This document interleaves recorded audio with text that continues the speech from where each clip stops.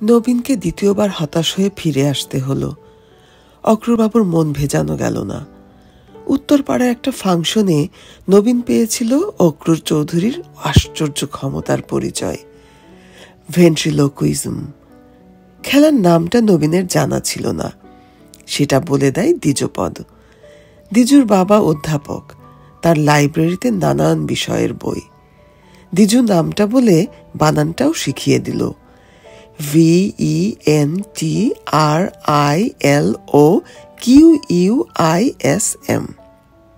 Ventriloquism. Akrur Chowdhury মঞ্চে একা মানুষ, কিন্তু তিনি কথা চালিয়ে যাচ্ছেন আর একজন অদৃশ্য মানুষের সঙ্গে। সেই মানুষ যেন হলের সিলিং এর কাছাকাছি কোথাও শূন্যে অবস্থান করছে। অক্রুরবাবু তাকে উদ্দেশ্য করে প্রশ্ন করেন, তারপর উত্তর আসে উপর থেকে, হরনাথ, কেমন আছো? আগে আপনার আশীর্বাদে ভালোই আছি। শুনলাম তুমি নাকি আজকাল সঙ্গীত চর্চা করছো? আগে হ্যাঁ, ঠিকই শুনেছেন। রাগ সঙ্গীত? আগে হ্যাঁ, রাগ সঙ্গীত। গান করো? আগে না। যন্ত্র সঙ্গীত? আগে হ্যাঁ। কি যন্ত্র? সেতার? আগে না। সরোদ? আগে না। তবে কি বাজাও? আগে গ্রামোফোন। হাসি আর হাততালিতে হল মুখর হয়ে ওঠে। প্রশ্নটা উপর দিকে চেয়ে করে উত্তরটা শোনার ভঙ্গিতে মাথাটা একটু হেঁট করে নেন অক্রুরবাবু, কিন্তু তিনি নিজেই যে উত্তরটা দিচ্ছেন সেটা বোঝার কোনো উপায় নেই। ঠোঁট একদম নড়ে না। নবীন তাজ্জব বনে গিয়েছিল। এ জিনিস শিখতে না পারলে জীবনই বৃথা। অক্রুর চৌধুরী কি ছাত্র নেবেন না? নবীনের পড়াশোনায় আগ্রহ নেই। হায়ার সেকেন্ডারি পাশ করে বসে আছে বছর 3। আর পড়ার ইচ্ছে হয়নি। বাপ নেই, কাকার বাড়িতেই মানুষ সে। কাকার একটা প্লাইউডের কারখানা আছে, তার ইচ্ছে নবীনকে সেখানেই ঢুকিয়ে দেন। কিন্তু নবীনের শখ হলো ম্যাজিকের দিকে। হাত সাফাই, রুমালের ম্যাজিক, আংটির ম্যাজিক, বলের ম্যাজিক, এসব সে বাড়িতেই অভ্যাস করে বেশ খানিকটা আয়ত্ত করেছে। কিন্তু অক্রুর চৌধুরীর ভেন্ট্রিলোকুইজম দেখার পর সেগুলোকে নিরামিষ বলে মনে হচ্ছে। ফাংশনের উদ্যোক্তাদের কাছে নবীন জানল যে অক্রুর বাবু থাকেন কলকাতায় অ্যামহার্স্ট লেনে। পরদিনই ট্রেনে চেপে কলকাতায় এসে সে সোজা চলে গেল যাকে গুরু বলে মেনে নিয়েছে তার বাড়িতে। গুরু কিন্তু বাদ সাধলেন। কি করা হয় এখন? প্রথম প্রশ্ন করলেন ভেন্ট্রিলোকুইস্ট। কাছ থেকে ভদ্রলোককে দেখে হৃদকম্প শুরু হয়ে গিয়েছিল নবীনের। বয়স 45-এর বেশি নয়, চাড়া দেওয়া ঘন কালো গোঁফ, মাথার কালো চুলের ঠিক মধ্যিখানে টেরি, তার দুদিক দিয়ে ঢেউ খেলে চুল নেমে এসেছে কাঁধ পর্যন্ত। চোখ দুটো ঢুলু ঢুলু, যদিও স্টেজে এই চোখই স্পটলাইটের আলোতে ঝিলিক মারে। নবীন বলল সে কি করে। এই সব শখ হয়েছে কেন? নবীন সত্যি কথাটাই বলল। একটু আধটু ম্যাজিকের অভ্যাস আছে, কিন্তু এটার শখ হয়েছে আপনার সেদিনের পারফরম্যান্স দেখে। অক্রুরবাবু মাথা নাড়লেন। এ জিনিস সকলের হয় না, অনেক সাধনা লাগে। আমাকেও কেউ শেখায়নি। যদি পারো তো নিজে চেষ্টা করে দেখো। নবীন সেদিনের মতো উঠে পড়ল, কিন্তু 7 দিন বাদেই আবার অ্যামহার্স্ট লেনে গিয়ে হাজির হলো।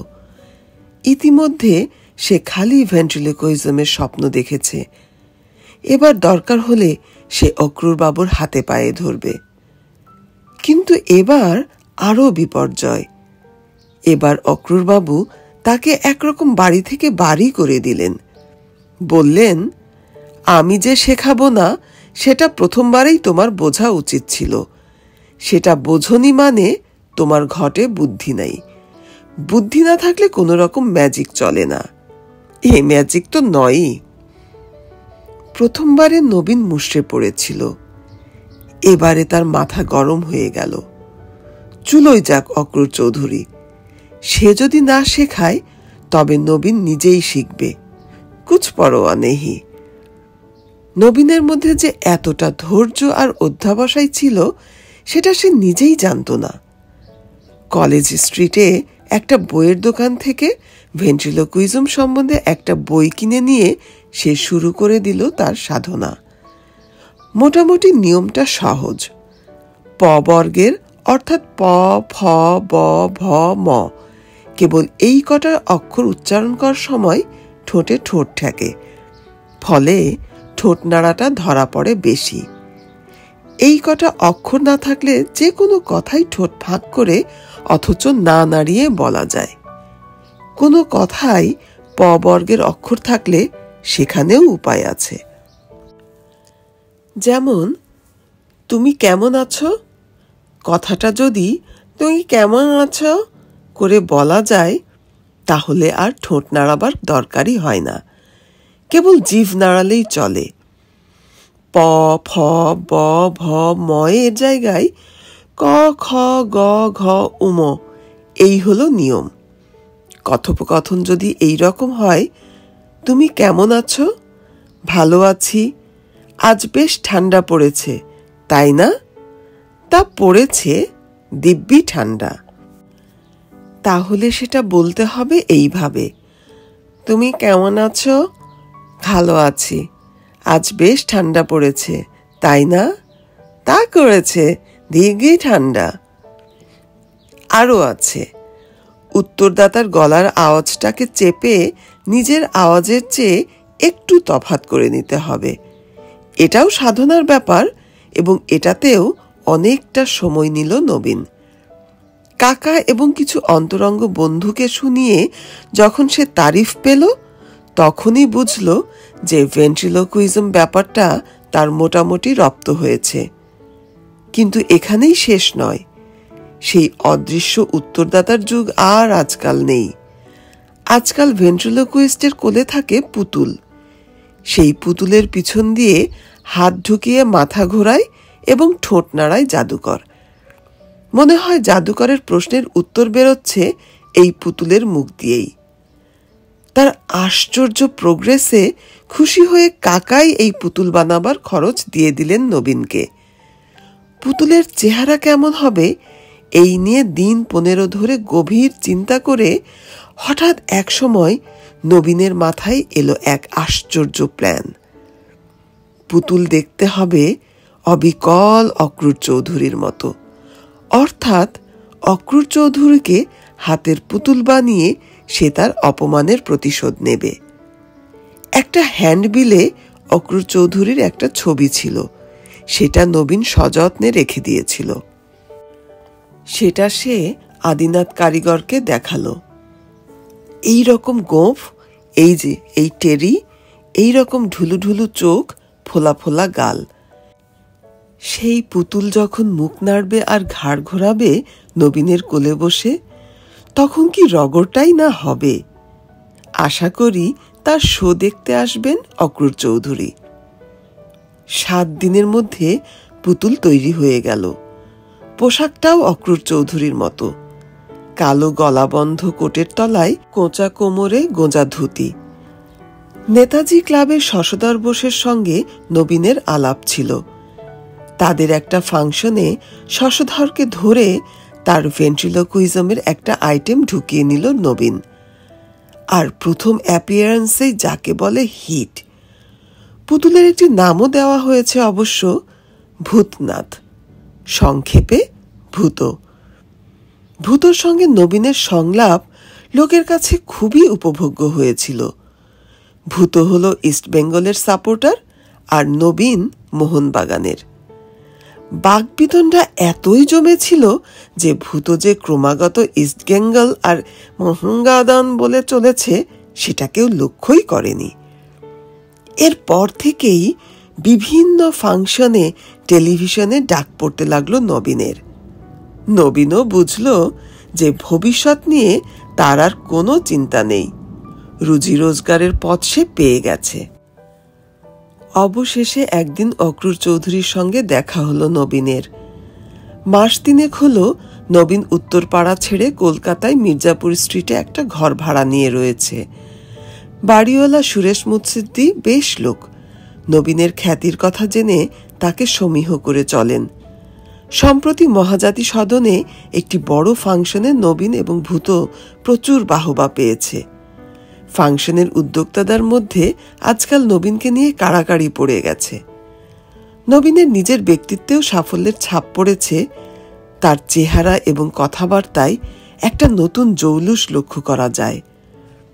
হয়তো মহাজাতি সদনের অনুষ্ঠানেই অক্রুরবাবু উপস্থিত ছিলেন এবং অনুষ্ঠানের উদ্যোক্তাদের কাছ থেকে নবীনের ঠিকানা জোগাড় করেছিলেন। সেদিনের আইটেমে নবীন আর ভূতর মধ্যে কথাবার্তা ছিল পাতাল রেল নিয়ে। যেমন, কলকাতায় পাতাল রেল হচ্ছে, জানো তো ভূত? কই না তো। সে কি, তুমি কলকাতার মানুষ হয়ে পাতাল রেলের কথা জানো না? ভূত মাথা নেড়ে বলল, উহু, তবে হাসপাতাল রেলের কথা শুনেছি বটে। হাসপাতাল রেল? তাই তো শুনি, একটা বিরাট অপারেশন, সারা শহরের গায়ে ছুরি চলছে। শহরের এখন তেখন অবস্থা, হাসপাতাল ছাড়া আর কি? আজ নবীন তার ঘরে বসে নতুন সংলাপ লিখছিল লোডশেডিংকে কেন্দ্র করে। লোডশেডিং, জিনিসের দাম বাড়া, বাস ট্রামে ভিড় ইত্যাদি যেসব জিনিস নিয়ে শহরের লোক সবচেয়ে বেশি মেতে ওঠে, ভূতর সঙ্গে সেই সব নিয়ে আলোচনা করলে দর্শক সবচেয়ে বেশি আনন্দ পায়। এটা নবীন বুঝে নিয়েছে। আজকের নকশাটাও বেশ জমে উঠছিল। এমন সময় দরজায় টোকা পড়ল। নবীন দরজা খুলে বেশ খানিকটা হকচকিয়ে দেখল অক্রুরবাবু দাঁড়িয়ে আছেন। আসতে পারি? নিশ্চয়ই। নবীন ভদ্রলোককে ঘরে এনে নিজের চেয়ারটা তার দিকে এগিয়ে দিল। অক্রুরবাবু তৎক্ষণাৎ বসলেন না। তার দৃষ্টি ভূতর দিকে। সে অনড়ভাবে পড়ে আছে নবীনের টেবিলের এক কোণে। অক্রুরবাবু এগিয়ে গিয়ে ভূতকে তুলে নিয়ে তার মুখটা বেশ মন দিয়ে দেখতে লাগলেন। নবীনের কিছু করার নেই। সে যে খানিকটা অস্বস্তি বোধ করছে না সেটা বললে ভুল হবে। তবে অক্রুরবাবুর হাতে অপমান হবার কথাটা সে মোটেই ভোলেনি। তোমার হাতের পুতুল বানিয়ে দিলে আমাকে? অক্রুরবাবু চেয়ারটায় বসলেন। হঠাৎ এমতি হলো কেন? নবীন বলল, কেন বানিয়েছি সেটা বোধহয় বুঝতেই পারছেন। আমি অনেক আশা নিয়ে গিয়েছিলাম আপনার কাছে, সবটুকু ভেঙে দিয়েছিলেন আপনি। তবে এটুকু বলতে পারি, আপনার এই প্রতিমূর্তি কিন্তু আজ আমাকে প্রতিষ্ঠা এনে দিয়েছে। আমি খেয়ে পড়ে আছি এর জন্যই। অক্রুরবাবু এখনো ভূতর দিক থেকে চোখ সরাননি। বললেন, তুমি জানো কি না জানি না, বারাসাতে সেদিন আমার একটা শো ছিল। স্টেজে নেমেই যদি চতুর্দিক থেকে ভূত ভূত বলে টিটকিরি শুনতে হয়, সেটা কি খুব সুখকর হয় বলে তুমি মনে করো? তোমার ভাত কাপড় আমি জোগাতে পারি, কিন্তু তোমার জন্য যে আমার ভাত কাপড়ের পথ বন্ধ হয়ে যাচ্ছে, তার কি হবে? তুমি কি ভেবেছ আমি এটা এত সহজে মেনে নেব? সময়টা সন্ধ্যা, লোডশেডিং। টিম টিম করে দুটি মোমবাতি জ্বলছে নবীনের ঘরে। সেই আলোয় নবীন দেখল অক্রুরবাবুর চোখ দুটো স্টেজে যেমন জ্বলজ্বল করে সেইভাবে জ্বলছে। ছোট্ট মানুষটার বিশাল একটা দোলায়মান ছায়া পড়েছে ঘরের দেয়ালে।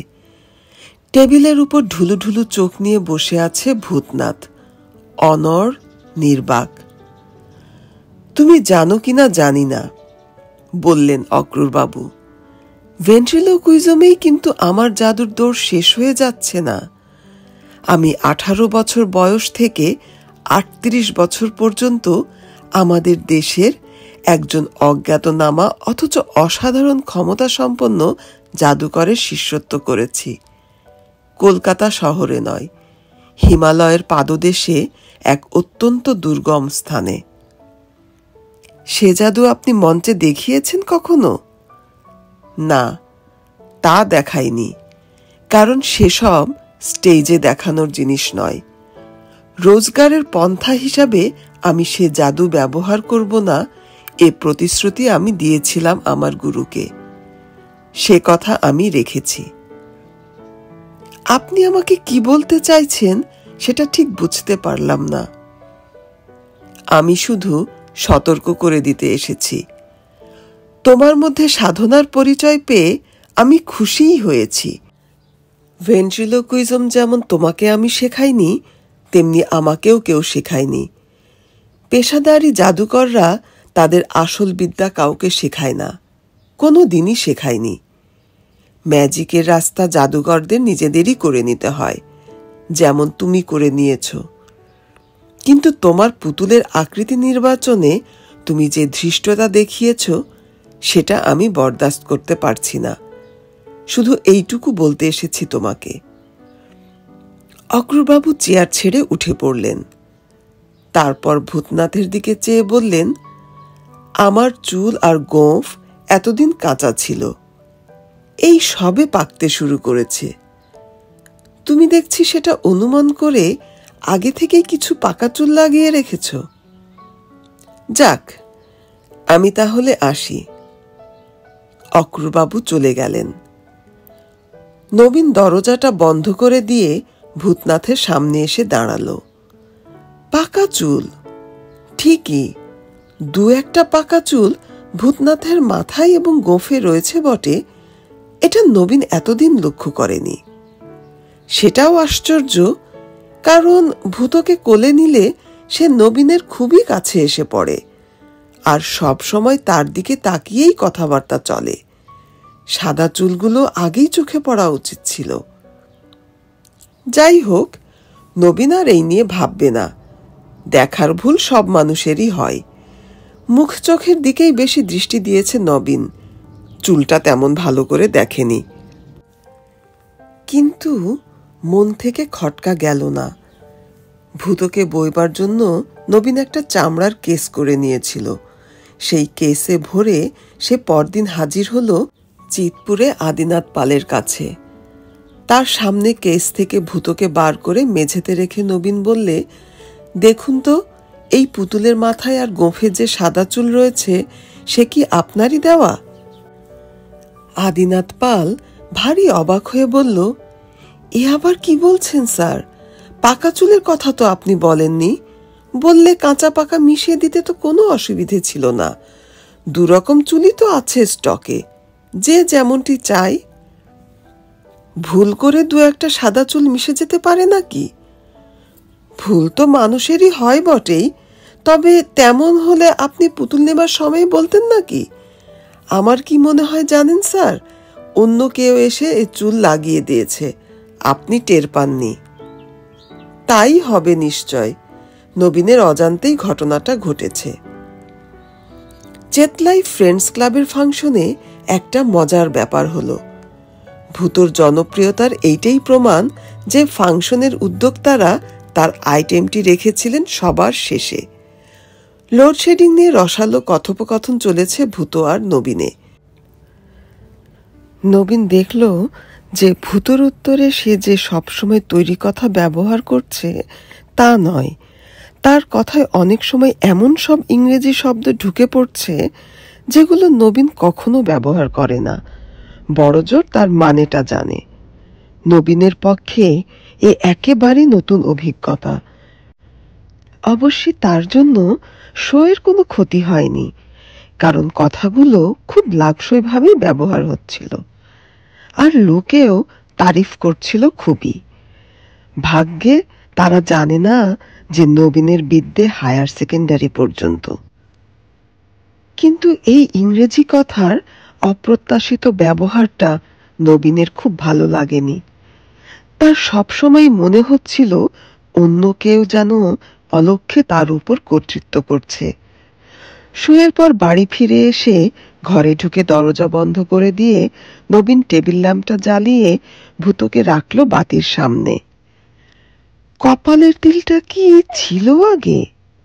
না, এখন রয়েছে। সেদিন তার ঘরে বসেই নবীন প্রথম লক্ষ্য করেছে অক্রুর বাবুর কপালের তিলটা। খুবই ছোট্ট তিল, প্রায় চোখেই পড়ার মতো নয়। ভূতোর কপালেও এখন দেখা যাচ্ছে তিলটা। আর সেই সঙ্গে আরো কিছু, আরো খান 10 পাকা চুল, আর চোখের তলায় কালি। এই কালি আগে ছিল না। নবীন চেয়ার ছেড়ে উঠে পায়চারি শুরু করে দিল। তার ভারী অস্থির লাগছে। ম্যাজিকের পূজারি সে, কিন্তু এই ম্যাজিক বড়ই অস্বস্তিকর। যে ম্যাজিকে সে বিশ্বাস করে তার সবটাই মানুষের কারসাজি। যেটা অলৌকিক সেটা নবীনের কাছে ম্যাজিক নয়, সেটা অন্য কিছু, সেটা অশুভ। ভূতর এই পরিবর্তনের মধ্যে সেই অশুভের ইঙ্গিত রয়েছে। অথচ একদৃষ্টে চেয়ে থেকেও ভূতকে পুতুল ছাড়া আর কিছুই মনে হয় না।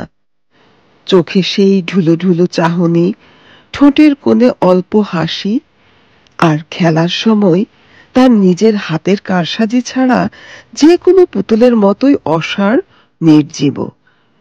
অথচ তার চেহারায় অল্প অল্প পরিবর্তন ঘটে চলেছে। আর নবীন কেন জানি বিশ্বাস করে এই পরিবর্তনগুলো অক্রুর চৌধুরীর মধ্যেও ঘটছে। তারও চুলে পাক ধরেছে, তারও চোখের তলায় কালি পড়েছে। ভূতর সঙ্গে মাঝে মাঝে কথা বলে টেকনিকটা ঝালিয়ে নেওয়ার অভ্যাস নবীনের প্রথম থেকেই। যেমন, আজ দিনটা বেজায় গুমট করেছে না রে ভূত? বেজায় গুমট। তবে তোর সুবিধে আছে, ঘাম হয় না। কুতুলে আবার ঘাম? হা হা হা হা হা। আজও প্রায় আপনা থেকেই নবীনের মুখ থেকে প্রশ্নটা বেরিয়ে পড়ল, এসব কি ঘটছে বলতো ভূত? উত্তরটা এলো নবীনকে চমকে দিয়ে, কর্মফল, কর্মফল। নবীনের ঠোঁট দিয়েই উচ্চারণটা হয়েছে যেমন হয় স্টেজে, কিন্তু উত্তরটা তার জানা ছিল না। এটা তাকে দিয়ে বলানো হয়েছে। কে বলিয়েছে সে সম্বন্ধে নবীনের একটা ধারণা আছে। সে রাত্রে চাকর শিবুর অনেক অনুরোধ সত্ত্বেও নবীন কিচ্ছু খেল না। এমনিতে রাত্রে ওর ঘুম ভালোই হয়, কিন্তু সাবধানের মার নেই, তাই আজ একটা ঘুমের বড়ি খেয়ে নিল। একটা নাগাদ বুঝতে পারল বড়িতে কাজ দেবে। হাত থেকে পত্রিকাটা নামিয়ে রেখে হাত বাড়িয়ে টেবিল ল্যাম্পটা নিভিয়ে দিতেই চোখের পাতা বুজে এলো। ঘুমটা ভেঙে গেল মাঝরাত্রিরে। ঘরে কে কাশলো? সে নিজে কি? কিন্তু তার তো কাশি হয়নি। অথচ কিছুক্ষণ থেকেই যেন খুক খুক শব্দ শুনতে পাচ্ছে সে। ল্যাম্পটা জ্বালালো নবীন। ভূতনাথ বসে আছে সেই জায়গাতেই, অনড়। তবে তার দেহটা যেন একটু সামনের দিকে ঝোঁকা, আর ডান হাতটা ভাঁজ হয়ে বুকের কাছে চলে এসেছে। নবীন ঘড়িতে দেখল 3:30। বাইরে পাহারাওয়ালার লাঠির ঠক ঠক, দূরে কুকুর ডাকছে। একটা পেঁচা কর্কশ স্বরে ডাকতে ডাকতে উড়ে গেল তার বাড়ির উপর দিয়ে। পাশের বাড়ির কারুর কাশি হয়েছে নিশ্চয়ই। আর জানলা দিয়ে হাওয়া এসে ভূতর শরীরটাকে সামনে ঝুঁকিয়ে দিয়েছে। বিংশ শতাব্দীতে কলকাতা শহরের জনবহুল মির্জাপুর স্ট্রিটে তার এহেন অহেতুক ভয় অত্যন্ত বিসদৃশ। নবীন ল্যাম্পটা নিভিয়ে দিল এবং আবার অল্পক্ষণের মধ্যেই ঘুমিয়ে পড়ল। পরদিন ফিনলে রিক্রিয়েশন ক্লাবের বাৎসরিক ফাংশনে নবীন প্রথম ব্যর্থতার আস্বাদ পেল। প্রকাণ্ড হলে প্রকাণ্ড অনুষ্ঠান। যথারীতি তার আইটেম হলো শেষ আইটেম। আধুনিক গান, আবৃত্তি, রবীন্দ্রসঙ্গীত, কত্থক নাচ ও তারপর নবীন মুন্সির ভেন্ট্রিলোকুইজম। সকালে বাড়ি থেকে বেরোবার আগে নিজের গলার যত্ন নেবার জন্য যা করার সবই করেছে নবীন। গলাটাকে পরিষ্কার রাখা খুবই দরকার, কারণ সূক্ষ্মতম কন্ট্রোল না থাকলে ভেন্ট্রিলোকুইজম হয় না। স্টেজে ঢোকার আগে পর্যন্ত সে দেখেছে তার গলা ঠিক আছে। এমনকি ভূতকে প্রথম প্রশ্ন করার সময়ও সে দেখেছে গলা দিয়ে পরিষ্কার স্বর বেরোচ্ছে। কিন্তু সর্বনাশ হলো ভূতর উত্তরে। এ উত্তর দর্শকের কানে পৌঁছবে না, কারণ সর্দি কাশিতে বসে গেছে সে গলা। আর এটা শুধু ভূতর গলা, নিজের গলা সাফ এবং স্পষ্ট। লাউডার প্লিজ বলে আওয়াজ দিল পেছনের দর্শক। সামনের দর্শক অপেক্ষাকৃত ভদ্র, তাই তারা আওয়াজ দিলেন না, কিন্তু নবীন জানে যে তারা ভূতর একটি কথাও বুঝতে পারছেন না। আরো 5 মিনিট চেষ্টা করে নবীনকে মাপ চেয়ে স্টেজ থেকে বিদায় নিতে হলো। এমন লজ্জাকর অভিজ্ঞতা তার জীবনে এই প্রথম। সেদিনের পারিশ্রমিকটা নবীন নিজেই প্রত্যাহার করল। এ অবস্থায় টাকা নেওয়া যায় না। এই বিভীষিকাময় পরিস্থিতি নিশ্চয়ই চিরকাল চলতে পারে না। অল্প দিনের মধ্যেই আবার স্বাভাবিক অবস্থা ফিরে আসবে, এ বিশ্বাস নবীনের আছে। ভাদ্র মাস, গরম প্রচন্ড, তার উপরে এই অভিজ্ঞতা। নবীন যখন বাড়ি ফিরল তখন রাত 11:30। সে রীতিমতো অসুস্থ বোধ করছে।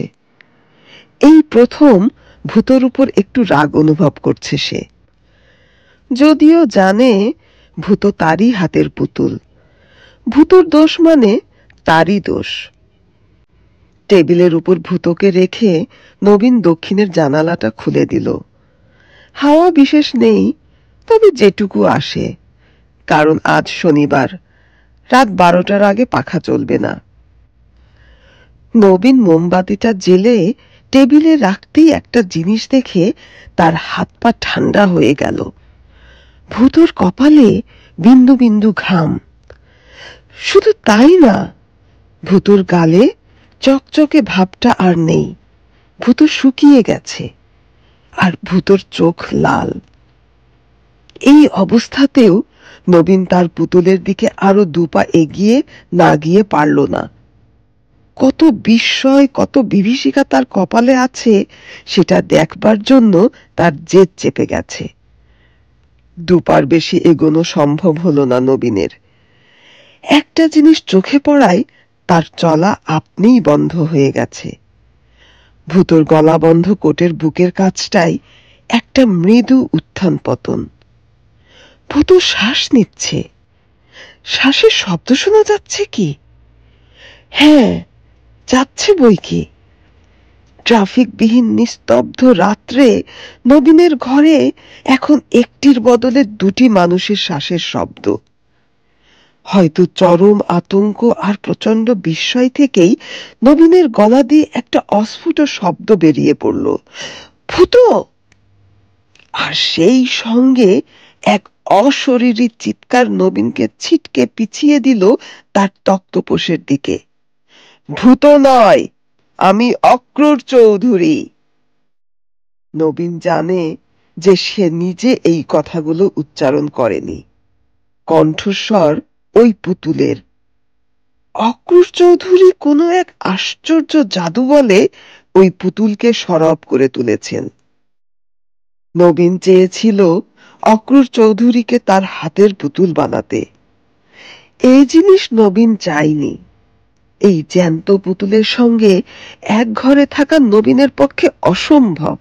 সে এখনই কি যেন একটা হলো। একটা শ্বাসের শব্দ কমে গেল কি? হ্যাঁ, ঠিক তাই। ভূত আর নিঃশ্বাস নিচ্ছে না। তার কপালে আর ঘাম নেই। তার চোখের লাল ভাবটা আর নেই। চোখের তলায় আর কালি নেই। নবীন খাট থেকে উঠে গিয়ে ভূতকে হাতে নিল। একটা তফাৎ হয়ে গেছে কেমন করে জানি এই অল্প সময়ের মধ্যেই। ভূতর মাথা আর ঘোরানো যাচ্ছে না, ঠোঁট আর নাড়ানো যাচ্ছে না। যন্ত্রপাতিতে জ্যাম ধরে গেছে। আর একটু চাপ দিলে ঘুরবে কি মাথা? চাপ বাড়াতে গিয়ে ভূতোর মাথাটা আলগা হয়ে টেবিলে খুলে পড়ল। পরদিন সকালে সিঁড়িতে নবীনের সঙ্গে দেখা হলো বাড়িওয়ালা সুরেশ মুৎসিদ্দির সঙ্গে। ভদ্রলোক অভিযোগের সুরে বললেন, কই মশাই, আপনি তো আপনার পুতুলের খেলা দেখালেন না একদিনও আমাকে। সেই যে ভেন্টিকোলজিয়াম না কি। পুতুল নয়, বলল নবীন, এবার অন্য ম্যাজিক ধরব। আপনার যখন শখ আছে তখন নিশ্চয়ই দেখাবো, কিন্তু হঠাৎ এ প্রসঙ্গ কেন? আপনার এক জাত ভাই যে মারা গেছে দেখলুম কাগজে, অক্রুর চৌধুরী। তাই বুঝি? নবীন এখনো কাগজ দেখেনি। কিসে গেলেন? হৃদরোগে, বললেন সুরেশবাবু। আজকাল তো শতকরা 70 জনই যায় ওই রোগেই। নবীন জানে যে খোঁজ নিলে নির্ঘাত জানা যাবে মৃত্যুর টাইম হলো গতকাল রাত 12টা বেজে 10 মিনিট।